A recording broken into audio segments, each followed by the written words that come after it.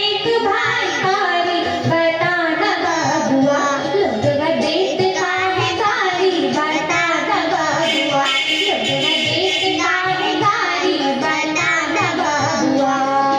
राम जी से पूछे जनकपुर की नारी बता द बबुआ लोगवा देत काहे गारी बता द बबुआ लोगवा देत काहे गारी बता द बबुआ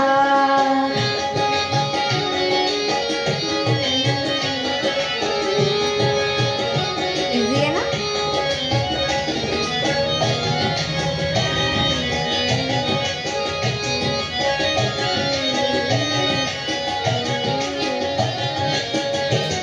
अब राम जी के जो गुरुजी थे ना, राम जी के गुरुजी के बारे में बोल रहे हैं। ई बूढ़ा बाबा के पकल पकल नारी ई बूढ़ा बाबा के पकल पकल नारी ई बूढ़ा बाबा के पकल पकल नारी ई बूढ़ा बाबा के पकल पकल नारी देखन में पातर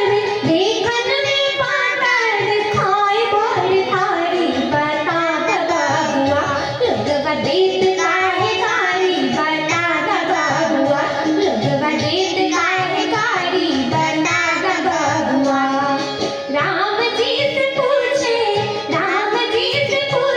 जनकपुर की नारी बता द बबुआ लोगवा देत काहे गारी बता द बबुआ लोगवा देत काहे गारी बता द बबुआ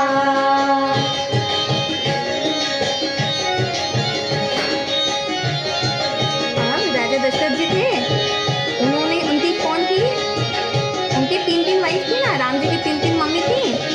कौशल्या जी, कैकेयी जी, सुमित्रा जी। तो अब उन तीनों के बारे में उनको बोल रहा है, ठीक है। राजा दशरथ जी